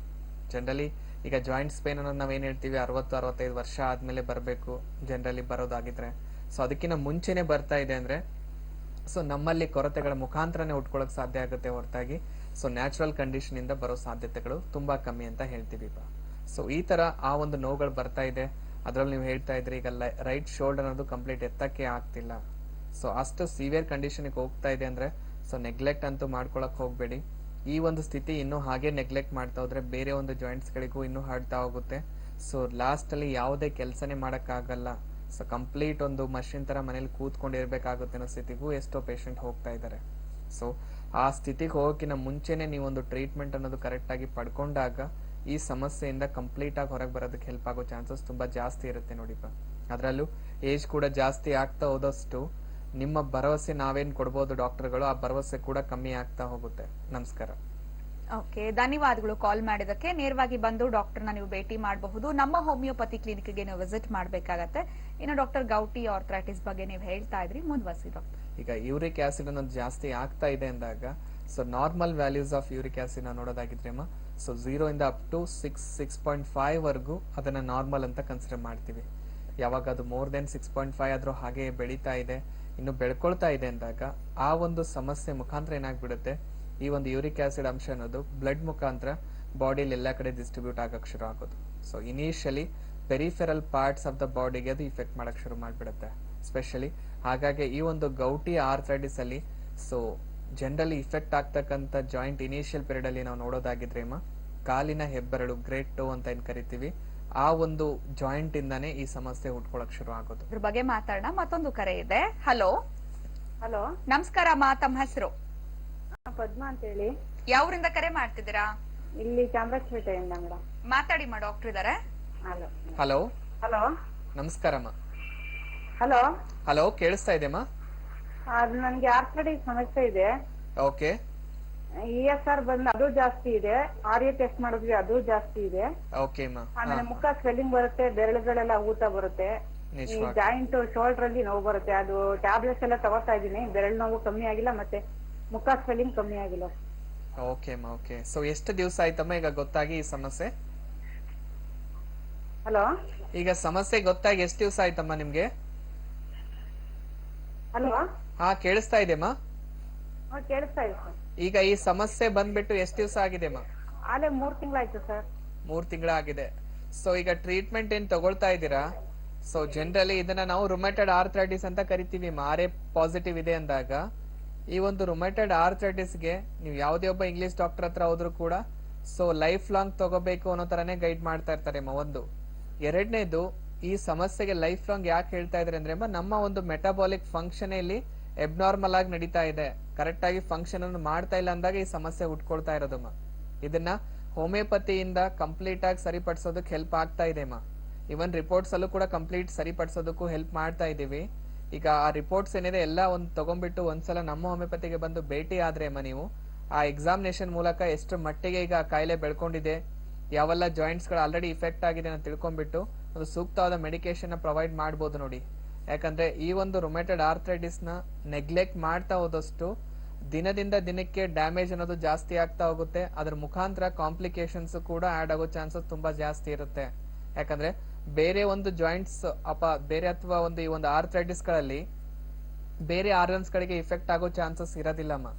ಆದ್ರೆ ಈ ಒಂದು ರುಮೆಟೆಡ್ ಆರ್ಥರೈಟಿಸ್ ಅಲ್ಲಿ ಮಾತ್ರ ಬೇರೆ ಒಂದು ಈ ಒಂದು ಗ್ರಂಥಿಗಳಿಗೆ ಅಥವಾ ಆರ್ಗನ್ಸ್ ಗಳಿಗೆ ಇಫೆಕ್ಟ್ ಆಗೋ ಚಾನ್ಸಸ್ ಇರುತ್ತೆ. ಹಾಗಾಗಿ ಈ ಒಂದು ರುಮೆಟೆಡ್ ಆರ್ಥರೈಟಿಸ್ ಅಲ್ಲಿ ಮುಖ ಊತ ಬರೋದು, ಅಥವಾ ಮೈಕೈ ಎಲ್ಲಾ ಜಾಯಿಂಟ್ಸ್ ಗಳಿಗೆ ಇಫೆಕ್ಟ್ ಆಗಕ್ ಶುರು ಆಗ್ಬಾರ್ದು. ಅದ್ರ ಜೊತೆಗೆ ಸಿವಿಯಾರಿಟಿ ಆಫ್ ಕಂಪ್ಲೇಂಟ್ಸ್ ಯಾವ ರೀತಿ ಇರುತ್ತಂದ್ರೆ ವಿದಿನ್ 15 ಡೇಸ್ ಅಥವಾ 1 ಮಂತ್ ಅಲ್ಲೇ ಕಂಪ್ಲೀಟ್ ಸಿವಿಯರ್ ಕಂಡೀಷನ್ಗೂ ಕೂಡ ಇದು ರೀಚ್ ಆಗೋ ಚಾನ್ಸಸ್ ಇರುತ್ತೆ. ಸೊ ಹಾಗಾಗಿ ನೆಗ್ಲೆಕ್ಟ್ ಅಂತೂ ಮಾಡಕ್ ಹೋಗ್ಬೇಡಿ ಅಮ್ಮ. ಇಲ್ಲಿ ನಾವು ಯಾವುದೇ ರೀತಿ ಸ್ಟಿರಾಯ್ಡ್ಸ್ ಆಗ್ಲಿ ಪೇನ್ ಕಿಲ್ಲರ್ಸ್ ಆಗ್ಲಿ ಕೊಡದೇನೆ ಆ ಸಮಸ್ಯೆನ ಕಂಪ್ಲೀಟ್ ಆಗಿ ವಾಸಿ ಮಾಡಕ್ ಹೆಲ್ಪ್ ಮಾಡ್ತಾ ಇದೀವಿ. ಯಾಕಂದ್ರೆ ಈ ಒಂದು ರುಮ್ಯಾಟೆಡ್ ಆರ್ಥರೈಟಿಸ್ ಅಲ್ಲಿ ಸ್ಟಿರಾಯ್ಡ್ಸ್ ಅನ್ನೋದು ತುಂಬಾ ಕೊಡ್ತಾ ಇದ್ದಾರೆ. ಆ ಸ್ಟಿರಾಯ್ಡ್ಸ್ ಇಂದ ಸೊ ಸೊಲ್ಯೂಷನ್ ಅದಕ್ಕಿಂತ ತುಂಬಾ ಸೈಡ್ ಎಫೆಕ್ಟ್ಸ್ ಜಾಸ್ತಿ ಇರುತ್ತೆ. ಆದಷ್ಟು ಅದನ್ನ ಅವಾಯ್ಡ್ ಮಾಡ್ತಾ ಹೋದಷ್ಟು ನಿಮ್ಮ ಹೆಲ್ತ್ಗೆ ಒಳ್ಳೇದು ಅಂತ ತಿಳಿಸ್ಕೊಡ್ಬೋದು ನೋಡಿ. ನಮಸ್ಕಾರ. ಧನ್ಯವಾದಗಳಮ್ಮ ಕಾಲ್ ಮಾಡಿದ್ದಕ್ಕೆ. ಹೇಗಿದ್ರು ಬೆಂಗಳೂರಿಂದಾನೇ ಕಾಲ್ ಮಾಡಿದ್ದೀರಾ. Malleshwaram 7th cross, Jayanagar 4th block, ಬೆಂಗಳೂರಿನಲ್ಲಿ 2 ಬ್ರಾಂಚಸ್ ಇದೆ. ನಮ್ಮ ಹೋಮಿಯೋಪತಿ ಕ್ಲಿನಿಕ್ಗೆ ನೀವು ಬರಬಹುದು. ಅಡ್ವಾನ್ಸ್ ಹೋಮಿಯೋಪತಿ ಚಿಕಿತ್ಸೆಗಳನ್ನ ಪಡ್ಕೊಳ್ಬಹುದು. ನೇರವಾಗಿ ಬರುವ ಮುನ್ನ ಟಿವಿ ಸ್ಕ್ರೀನ್ ಮೇಲೆ ಅಪಾಯಿಂಟ್ಮೆಂಟ್ ಫೋನ್ ನಂಬರ್ಸ್ ಬರ್ತಾ ಇದೆ. ನಂಬರ್ಸ್ಗೆ ಕರೆ ಮಾಡಿ ನೀವು ಅಪಾಯಿಂಟ್ಮೆಂಟ್ ನ ತಗೊಳ್ಬೇಕಾಗತ್ತೆ. ಧನ್ಯವಾದಗಳು ಕರೆ ಮಾಡಿದ್ದಕ್ಕೆ. ಸೋರಿಯಾಟಿಕ್ ಆರ್ಥರೈಟಿಸ್ ನಲ್ಲಿ ಮೂಳೆಗಳು ಒಂದ್ ರೀತಿ ಬೇರೆ ತರ ಕಾಣಿಸ್ಕೊಳ್ತಾ ಇರುತ್ತೆ ಅನ್ನೋದ್ರ ಬಗ್ಗೆ ಹೇಳ್ತಾ ಇದ್ರಿ. ಈ ಮುಂದುವರಿಸಿ ಡಾಕ್ಟರ್. ಸೊ ಅದನ್ನ ನಾವು ಮೂಳೆಗಳು ಸೊಟ್ಟ ಆಗೋದಾಗಿರ್ಬೋದು, ವಿಕಾರವಾಗಿ ಕಾಣಿಸೋದಾಗಿರ್ಬೋದು, ಸೊ ಅದನ್ನ ನಾವು ಡಿಫಾರ್ಮಿಟಿ ಅಂತ ಕರಿತೀವಿ. ಈ ಒಂದು ಸ್ಥಿತಿ ಅನ್ನೋದು ಈ ಒಂದು ರುಮ್ಯಾಟೆಡ್ ಆರ್ಥರೈಟಿಸ್ ಅಲ್ಲಿ ಯಾವ ರೀತಿ ನೋಡ್ತೀವಿ ಅದೇ ರೀತಿ ಈ ಒಂದು ಸೋರಿಯಾಟಿಕ್ ಆರ್ಥರೈಟಿಸ್ ಅಲ್ಲೂ ಕೂಡ ನಾವು ನೋಡ್ತಾ ಬರೋದು. ಅದ್ರ ಜೊತೆಗೆ ಡಿಫ್ರೆನ್ಸಸ್ ಇಲ್ಲಿ ಸ್ಕಿನ್ ಕಾಯಿಲೆ ಜೊತೆಗೆ ಈ ಒಂದು ಜಾಯಿಂಟ್ಸ್ ಪೇನ್ ಗಳನ್ನ ನೋಡ್ತಾ ಇರ್ತೀವಿ. ಸೊ ಅಲ್ಲಿ ಸ್ಕಿನ್ ಕಾಯಿಲೆ ಅನ್ನೋದು ಏನೂ ಇರೋದಿಲ್ಲ, ಓನ್ಲಿ ಜಾಯಿಂಟ್ಸ್ ಪೇನ್ ಮಾತ್ರ ನಾವು ನೋಡ್ತಾ ಬರೋದು. ಸೊ ಇಲ್ಲಿ ಕೂಡ ರಕ್ತ ಪರೀಕ್ಷೆಗಳನ್ನ ಎಲ್ಲಾನು ಮಾಡಿಸ್ಬೋದು. ಅದ್ರ ಮೂಲಕ ಸೊ ಇನ್ಫೆಕ್ಷನ್ ನಮ್ಮ ಬಾಡಿಲಿ ಎಷ್ಟು ಮಟ್ಟಿಗೆ ಬೆಳ್ಕೊಂಡಿದೆ, ಎಷ್ಟೆಲ್ಲ ಡ್ಯಾಮೇಜ್ ಆಗ್ತಾ ಇದೆ ಅನ್ನೋದು ಅದ್ರ ಮುಖಾಂತರ ನಾವು ತಿಳ್ಕೊಳ್ಳೋದಕ್ಕೂ ಹೆಲ್ಪ್ ಆಗುತ್ತೆ ಅಂತ ತಿಳಿಸ್ಕೊಡ್ಬೋದು. ಸೊ ಅದ್ರ ಜೊತೆಗೆ ಇನ್ನೊಂದು ಮೋಸ್ಟ್ ಕಾಮನ್ ಅಂದ್ರೆ ವೈರಲ್ ಆರ್ಥರೈಟಿಸ್ ಅಂತ ಹೇಳ್ತೀವಿ. ಸೊ ಅದನ್ನ ಚಿಕನ್ ಗುನ್ನೆ ಅಂತ ಕೂಡ ಕರಿಬಹುದು. ಸೊ ಈ ಒಂದು ಸಮಸ್ಯೆ ಬೇಸಿಕಲಿ ಅಥವಾ ಇನಿಷಿಯಲಿ ಸ್ಟಾರ್ಟ್ ಆಗೋದು ಸೊ ಒಂದು ಮೈಕೈ ನೋವಾಗಿರ್ಬೋದು, ಸೊ ಜ್ವರ ಬರೋದು, ನಿಶಕ್ತಿ ಅನ್ನೋದು, ಸೊ ಈ ತರ ಈ ಕಾಯಿಲೆ ಅನ್ನೋದು ಹುಟ್ಕೊಳಕ್ ಶುರು ಆಗ್ಬಿಡುತ್ತೆ. ಸೊ ಇನಿಷಿಯಲಿ ಒಂದು ವೈರಲ್ ಫೀವರ್ ಇಂದ ಶುರು ಆಗಿರೋ ಈ ಕಾಯಿಲೆ ಸೊ ಅದನ್ನ ನೆಗ್ಲೆಕ್ಟ್ ಮಾಡಿದಾಗ ಅಥವಾ ವೈರಲ್ ಫೀವರ್ ಇಂದ within a week or 15 days ಅಲ್ಲಿ ಜಾಯಿಂಟ್ಸ್ ಪೇನ್ ಆಗಿ ಕನ್ವರ್ಟ್ ಆಗೋದು. ಸೊ ಯಾವಾಗ ಅದು ಜಾಯಿಂಟ್ಸ್ ಪೇನ್ ಆಗಿ ಕನ್ವರ್ಟ್ ಆಗ್ತಾ ಇದೆ ಅಂದಾಗ so within 3 months or 6 months ಅಲ್ಲೇ ಸಿವಿಯರ್ ಕಂಡೀಷನ್ಗೂ ಕೂಡ ಈ ಕಾಯಿಲೆ ರೀಚ್ ಆಗೋ ಚಾನ್ಸಸ್ ಇರುತ್ತೆ. ಸೊ ಆ ತರ ಸಿಂಪ್ಟಮ್ಸ್ಗಳು ಈ ಒಂದು ವೈರಲ್ ಆರ್ಥರೈಟಿಸ್ ಅಲ್ಲೂ ಕೂಡ ನಾವು ನೋಡ್ತಾ ಇದ್ದೀವಿ. ಸೊ ಯಾವುದೇ ಒಂದು ಆರ್ಥರೈಟಿಸ್ ತಗೊಳ್ಳಿ, ಈಗ ಆಸ್ಟಿಯೋ ಆರ್ಥರೈಟಿಸ್ ಆಗಿರ್ಬೋದು ಅಥವಾ ರುಮ್ಯಾಟೆಡ್ ಆರ್ಥರೈಟಿಸ್ ಆಗಿರ್ಬೋದು, ಗೌಟಿ ಆರ್ಥರೈಟಿಸ್ ಆಗಿರ್ಬೋದು ಅಥವಾ ಸೋರಿಯಾಟಿಕ್ ಆಗಿರ್ಬೋದು, ಈ ಚಿಕನ್ ಗುನ್ನೆ ಆಗಿರ್ಬೋದು, ವೈರಲ್ ಆರ್ಥರೈಟಿಸ್ ಆಗಿರ್ಬೋದು. ಸೊ ಈ ಒಂದು ಕಾಯಿಲೆಗಳಲ್ಲಿ ಸೊ ಕಾಮನ್ ಆಗಿ ನಾವು ನೋಡ್ತಕ್ಕಂಥದ್ದು ಒಂದು ನೋವಿದೆ, ಜಾಯಿಂಟ್ಸ್ ಅಲ್ಲಿ ರಿಸ್ಟ್ರಿಕ್ಷನ್ ಅನ್ನೋದು ಕಾಣಿಸ್ಕೊಳ್ತಾ ಇದೆ, ಅಥವಾ ಜಾಯಿಂಟ್ಸ್ ಅಲ್ಲಿ ಊತ ಬರ್ತಾ ಇದೆ, ಮೂವ್ಮೆಂಟ್ ಅನ್ನೋದು ಕಂಪ್ಲೀಟ್ ಆಗಿ ಮಾಡಕ್ ಆಗ್ತಿಲ್ಲ. ಸೊ ನಮ್ಮ ಲೈಫ್ ಸ್ಟೈಲ್ನ ನಾವು ರೆಸ್ಟ್ರಿಕ್ಟ್ ಮಾಡ್ಕೊಳ್ತಾ ಇದ್ದೀವಿ ಅನ್ನೋ ಥರ ಎಲ್ಲ ಒಂದು ಕಾಯಿಲೆಗಳನ್ನು ನಾವು ನೋಡ್ತಾ ಇದ್ದೀವಿ. ಸೊ ಈ ತರ ಸೊ ಮೇಲ್ಗಡೆ ಏನ್ ಲಕ್ಷಣಗಳು ನಮ್ಗೆ ಕಾಣಿಸ್ತಾ ಇದೆ, ಸೊ ನಾವೇನ್ ಫೀಲ್ ಮಾಡ್ಕೊಳ್ತಾ ಇರ್ತೀವಿ ಮೇಲ್ಗಡೆ ಸಿಂಪ್ಟಮ್ಸ್ಗಳು, ಆ ಒಂದು ಸಿಂಪ್ಟಮ್ಸ್ ಗಳಿಗೆ ಮಾತ್ರ ನಾವು ಟ್ರೀಟ್ಮೆಂಟ್ ನ ತಗೊಳ್ತಾ ಹೋಗ್ತಾ ಇದ್ದೀವಿ. ಅಂದ್ರೆ ಈ ಒಂದು ಪ್ರೆಸೆಂಟ್ ಜನರೇಷನ್ ಯಾವ ರೀತಿ ಆಗ್ತಾ ಇದೆ, ಸೊ ಮೇಲ್ಗಡೆಯಿಂದ ಒಂದು ತಾತ್ಕಾಲಿಕ ರಿಲೀಫ್ ಸಿಕ್ಕರೆ ಸಾಕು, ಇವತ್ತು ನಾನು ಆರಾಮಿದ್ರೆ ಸಾಕು ಅನ್ನೋ ತರ ಫೀಲ್ ಆಗ್ತಾ ಇದೆ. ಅದರಿಂದ ಸೊಲ್ಯೂಷನ್ ಅಂತೂ ಆಗೋದಲ್ಲ. ಖಂಡಿತ ಡಾಕ್ಟರ್. ಮತ್ತೊಂದು ಕರೆ ಇದೆ, ಅವರ ಸಮಸ್ಯೆ ಏನು ಅಂತ ಕೇಳೋಣ. ಹಲೋ ಹಲೋ ನಮಸ್ಕಾರ, ತಮ್ಮ ಹೆಸರು ಸರ್? ಹಲೋ ಹೇಳಿ. ಟಿವಿ ನೋಡ್ತಾ ಇದ್ದೀರಾ? ನೇರ ಪ್ರಸಾರದ ಕಾರ್ಯಕ್ರಮಕ್ಕೆ ಕರೆ ಮಾಡಿದ್ದೀರಾ. ಡಾಕ್ಟರ್ ಇದಾರೆ, ನೇರವಾಗಿ ಮಾತಾಡ್ಬೋದು. ಹಲೋ, ನಾವು ನಮ್ಗೆ ಆಗ್ಲೇ ಸುಮಾರು ಒಂದ್ 6 ವರ್ಷದಿಂದ ಓಕೆ ಮಾ. ಕೈ ಕಾಲೆಲ್ಲ ನೋವು, ಮಂಡಿ ನೋವು, ಕಾಲಲ್ಲಿ ಜಾಯಿಂಟ್ ಎಲ್ಲ ನೋವು, ಓಡಾಡಕ್ ಆಗೋದಿಲ್ಲ. ಆಮೇಲೆ ಇವಾಗ ಸ್ವಲ್ಪ ನಾನು ಎಲ್ಲ ಇದ್ರಲ್ಲಿ ರಾಜಾಜಿನಗರ ಚಾಂದ್ರೆ ಹಾಸ್ಪಿಟಲ್ ಅಲ್ಲಿ ತೋರಿಸ್ತಾ ಇದ್ದೀನಿ. ಅಲ್ಲಿಗೆ ಹೋದ್ಮೇಲೆ ಕೈಯೆಲ್ಲ ಸ್ವಲ್ಪ ನೋವು ಕಮ್ಮಿ ಆಗಿದೆ, ಮಂಡಿ ನೋವು ಜಾಸ್ತಿ ಇದೆ, ನಡೆಯಕ್ ಆಗೋದಿಲ್ಲ. ಓಕೆ, ಈಗ ನಿಮ್ ವಯಸ್ಸು ಎಷ್ಟಮ್ಮ? ಈ ತರ ಪ್ರಾಬ್ಲಮ್ ಆಗಿದೆ. ಓಕೆ, ನಿಮ್ ವಯಸ್ಸು ಎಷ್ಟು ಈಗ? ಈಗ ನಮ್ಗೆ 46 ವರ್ಷ. ಓಕೆ, ಈ ಎಲ್ಲಾ ಸಮಸ್ಯೆಗಳು ಶುರುವಾಗಿ ಎಷ್ಟು ದಿವಸ ಆಯ್ತಮ್ಮ ಈಗ? ಹೇಳಿ ಸರ್. ಈಗ ಕಾಯಿಲೆ ಅನ್ನೋದು ಉಟ್ಕೊಂಡು ಎಷ್ಟು ದಿನ ಆಗಿದೆ ಅಮ್ಮ? ಎಷ್ಟು ದಿನದಿಂದ ಈ ನೋವು ಅನ್ನೋದು ಕಾಣಿಸ್ಕೊಳ್ತಾ ಇದೆ? ಏನು ಕೇಳಿಸಲ್ಲ. ಹಲೋ ಹಲೋ ಹೇಳಿ. ಹಾಮ್ಮ, ಎಷ್ಟು ದಿವಸ ಆಯ್ತು ಈಗ ತೊಂದರೆ ಶುರು ಆಗ್ಬಿಟ್ಟು? ಅಲ್ಲಮ್ಮ, ನಿಮ್ಗೆ ಎಷ್ಟು ತಿಂಗಳಿಂದ ಈ ಸಮಸ್ಯೆ ಇದೆ ಅಂತ ಕೇಳ್ತಾ ಇದಾರೆ. ಮೇಡಮ್, ಇದು ನಮ್ಗೆ ಸುಮಾರು ಆಗ್ಲೇ 5 ವರ್ಷ 6 ವರ್ಷಕ್ಕೆ ಬೀಳ್ತು ಈ ಕಾಯಿಲೆ ಶುರುವಾಗಿ.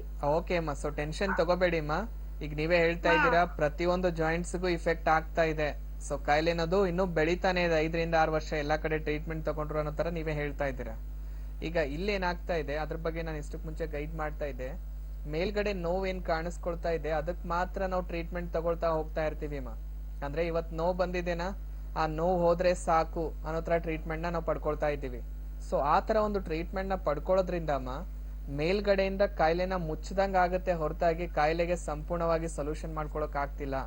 ಸೊ ಈ ಒಂದು ಕಾಯಿಲೆಗೆ ನಾವು ಸಂಪೂರ್ಣವಾಗಿ ವಾಸಿ ಮಾಡ್ಬೇಕು, ಅದರಿಂದ ಹೊರಗೆ ಬರ್ಬೇಕು ಅಂದ್ರೆ ಮೇಲ್ಗಡೆ ನೋವಿಗಂತ ಟ್ರೀಟ್ಮೆಂಟ್ ತಗೊಳ್ಳೋದಲ್ಲಮ್ಮ, ಒಳಗಡೆ ಏನೆಲ್ಲ ಕಾರಣಗಳಿದೆ, ಈಗ ನಮ್ಮ ಬಾಡಿಲಿರೋ ಮೆಟಬಾಲಿಕ್ ಫಂಕ್ಷನಿಂಗ್ ಅಲ್ಲಿ ವ್ಯತ್ಯಾಸ ಆಗಿದೆನಾ, ಮೂಳೆಗಳು ಈಗ ಅದ್ರ ಡೆನ್ಸಿಟಿ ಕಳ್ಕೊಳ್ತಾ ಇದೆನಾ, ಸೊ ಮೂಳೆಗಳು ಸವಿತಾ ಇದೆನಾ, ಅಥವಾ ಮೂಳೆಗಳ ಮಧ್ಯೆ ಇರೋ ಆ ಲುಬ್ರಿಕೆಂಟ್ ಕ್ವಾಂಟಿಟಿ ಕಮ್ಮಿ ಆಗ್ತಾ ಇದೆನಾ, ಅಥವಾ ನರಗಳಲ್ಲಿ ವೀಕ್ನೆಸ್ ಕಾಣಿಸ್ಕೊಳ್ತಾ ಇದೆನಾ, ಬ್ಲಡ್ ಸರ್ಕ್ಯುಲೇಷನ್ ಕರೆಕ್ಟ್ ಆಗಿ ಆಗ್ತಾ ಇದೆನಾ ಇಲ್ಲ.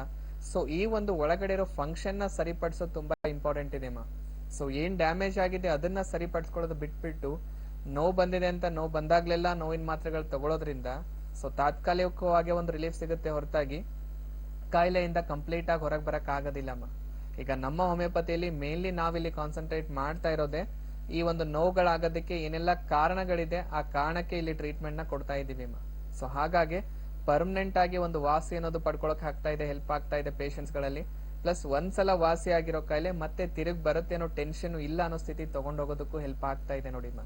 ಈಗ ರಿಪೋರ್ಟ್ಸ್ ಎಲ್ಲ ಮಾಡ್ಸಿದೀನಿ ಅಂತ ಹೇಳ್ತಾ ಇದ್ದೀರಾ, ಆ ರಿಪೋರ್ಟ್ಸ್ ಏನಿದೆ ಪ್ಲಸ್ ಏನ್ ಮೆಡಿಸಿನ್ಸ್ ತಗೋತಾ ಇದ್ದೀರಾ ಅದೆಲ್ಲ ತಗೊಂಡ್ಬಿಟ್ಟು ಒಂದ್ಸಲ ನಮ್ಮ ಹೋಮಿಯೋಪತಿಗೆ ಬಂದು ಭೇಟಿಯಾಗಿ ಆ ಕಾಯಿಲೆ ಈಗ ಎಷ್ಟರ ಮಟ್ಟಿಗೆ ಅದು ಬೆಳ್ಕೊಂಡಿದೆ ಅದೆಲ್ಲ ತಿಳ್ಸ್ಕೊಂಡ್ಬಿಟ್ಟು ಸೊ ಅದ್ರ ಮುಖಾಂತರ ಏನ್ ಮೆಡಿಸಿನ್ಸ್ ಕೊಡೋದಿದೆ ಅನ್ನೋದು ಗೈಡ್ ಮಾಡ್ತಾ ಬರ್ಬೋದು ನೋಡಿ.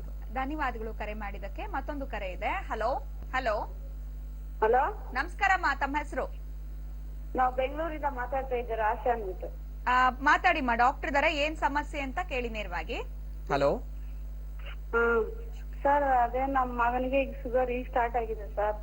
ಓಕೆ ಅಮ್ಮ. ಸೊ ಎಷ್ಟು ದಿವಸ ಆಯ್ತು ಗೊತ್ತಾಗಿ? ಅದೇ ಸರ್, ಈಗ ಒಂದ್ 3 ತಿಂಗಳಾಯ್ತು ಅವನಿಗೆ ನಮ್ಗೆ ಗೊತ್ತಾಗಿ ಈವ್ನಿಂಗ್ ಜಾಸ್ತಿ ಹೋಗೋನು. ಓಕೆ. ಸೊ ಈಗ ಮತ್ತೆ ಡಾಕ್ಟರ್ ಹತ್ರ ತೋರಿಸಿದಕ್ಕೆ ಟ್ಯಾಬ್ಲೆಟ್ ತಗೋ ಅಂತ ಹೇಳಿದ್ರು. ಅವನ ವಯಸ್ಸು ಎಷ್ಟಮ್ಮ ಈಗ? 23 ತುಂಬಿ 24 ಇದೆ ಸರ್. ಓಹೋ, ತುಂಬಾ ಚಿಕ್ಕ ವಯಸ್ಸಲ್ಲೇ ಬಂದಿದೆ ಅಲ್ಲಮ್ಮ.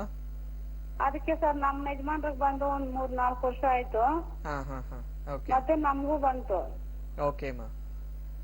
ನಮಗ್ ಬಂದು 2 ವರ್ಷ ಆಯ್ತು ಸರ್. ಅದ್ರಿಗೆ ಇವನ್ಗೆ ಮೊನ್ನೆ ಇದಕ್ಕಿದ್ದಂಗೆ ಈ ತರ ಆಗ್ಬಿಡ್ತು, ಒಂದು ವಾರದಿಂದ ಈವ್ನಿಂಗ್ ಜಾಸ್ತಿ ಹೋಗೋನು. ಹಾ ಹಾ ಹಾ ಹಾ. ಅದು ಒಂದು ಮಾಡೋದೆಲ್ಲ ಉರಿ ಆಗೋದನ್ನ ಆಗ ಡಾಕ್ಟರ್ ಹತ್ರ ಕರ್ಕೊಂಡೋಗ್ಬಿಟ್ಟು ಬ್ಲಡ್ ಟೆಸ್ಟ್ ಮಾಡು ಅಂದ್ರು. ಓಕೆ ಅಮ್ಮ. ಹಾ ಹಾ ಹಾ. ಆಗ ಶುಗರ್ ಈಗ ಸ್ಟಾರ್ಟ್ ಆಗೈತೆ ಅಂತ ಹೇಳ್ದೆ ಸರ್ ಅವನಿಗೆ. ಓಕೆ. ಈಗ ಮತ್ತೆ ಎಲ್ಲಿಂದ ಕರೆ ಮಾಡ್ತಾ ಇದ್ರಮ್ಮ ನೀವು? ಒಂದ್ ತಿಂಗಳ ತಿಂದ್ಬಿಟ್ಟು ಬಿಟ್ಬಿಟ್ಟ ಸರ್ ಅವನು.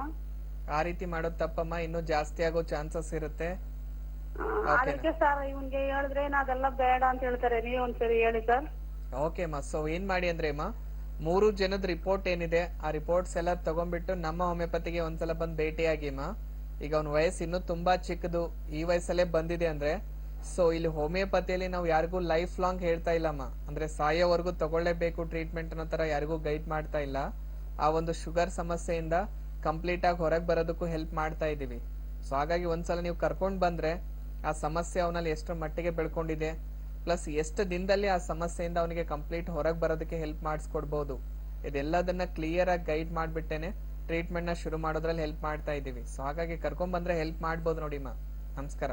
ಧನ್ಯವಾದಗಳು ಕಾಲ್ ಮಾಡಿದಕ್ಕೆ. ಇನ್ನು ಡಾಕ್ಟರ್ ಕಾರ್ಯಕ್ರಮದಲ್ಲಿ ಬಂದು ಆರ್ಥರೈಟಿಸ್ ಸಮಸ್ಯೆಗಳ ಬಗ್ಗೆ ತಿಳಿಸ್ಕೊಟ್ಟಿದ್ದೀರಾ. ಇನ್ನು ಕಾಲರ್ಸ್ ಕಾಲ್ ಮಾಡಿ ಕೇಳಿದಂತಹ ಪ್ರಶ್ನೆಗಳಿಗೆ ಉತ್ತರ ಕೊಟ್ಟಿದ್ದೀರಾ. Thank you so much for being with us. ನಮಸ್ಕಾರ ಡಾಕ್ಟರ್. ನಮಸ್ಕಾರ. ವೀಕ್ಷಕರೇ, ನೀವು ಕೂಡ ಡಾಕ್ಟರ್ನ ನೇರವಾಗಿ ಭೇಟಿ ಮಾಡಬೇಕು ಅಂತಂದ್ರೆ ನಮ್ಮ ಹೋಮಿಯೋಪತಿ ಕ್ಲಿನಿಕ್ಗೆ ವಿಸಿಟ್ ಮಾಡಬೇಕಾಗತ್ತೆ. ಅಡ್ವಾನ್ಸ್ ಹೋಮಿಯೋಪತಿ ಚಿಕಿತ್ಸೆಗಳು ಸಿಗುತ್ತೆ. ನೇರವಾಗಿ ಬರುವ ಮುನ್ನ ಟಿವಿ ಸ್ಕ್ರೀನ್ ಮೇಲೆ ಬರ್ತಾ ಇರುವ ಅಪಾಯಿಂಟ್ಮೆಂಟ್ ನಂಬರ್ಗೆ ಕಾಲ್ ಮಾಡಿ ಅಪಾಯಿಂಟ್ಮೆಂಟ್ ತಗೊಂಡು ಡಾಕ್ಟರ್ನ ಭೇಟಿಯಾಗಿ ಇನ್ನು ಹೋಮಿಯೋಪತಿ ಚಿಕಿತ್ಸೆಗಳನ್ನ ಪಡ್ಕೊಳ್ಬಹುದು ಅಂತ ಹೇಳ್ತಾ ಇವತ್ತಿನ ಆರೋಗ್ಯವೇ ಭಾಗ್ಯ ನೇರ ಪ್ರಸಾರದ ಕಾರ್ಯಕ್ರಮವನ್ನ ಮುಗಿಸುವಂತ ಸಮಯ ಆಗಿದೆ. ಮುಂದಿನ ಕಾರ್ಯಕ್ರಮದಲ್ಲಿ ಭೇಟಿ ಮಾಡ್ತೀನಿ. ಅಲ್ಲಿವರೆಗೂ ನಮಸ್ಕಾರ. ಆರೋಗ್ಯದ ಸಮಸ್ಯೆಯಿಂದ ಬಳಲುತ್ತಿರುವವರಿಗೆ ಪರಿಣಾಮಕಾರಿ ಹೋಮಿಯೋಪತಿ ಚಿಕಿತ್ಸೆಯನ್ನ ನೀಡಿ ಅವರೆಲ್ಲರೂ ಆರೋಗ್ಯವಂತ ಜೀವನವನ್ನ ನಡೆಸುವಲ್ಲಿ ನಮ್ಮ ಹೋಮಿಯೋಪತಿ ಯಶಸ್ವಿಯಾಗಿದೆ. ನಿಮ್ಮ ಕುಟುಂಬದ ಪ್ರತಿಯೊಬ್ಬರ ಆರೋಗ್ಯಕರ ಬದುಕಿಗಾಗಿ ನಮ್ಮ ಹೋಮಿಯೋಪತಿ ಆರೋಗ್ಯ ಸಂಜೀವನಿ. ನಮ್ಮ ಹೋಮಿಯೋಪತಿ ಆರೋಗ್ಯ ಸಂಜೀವನಿ.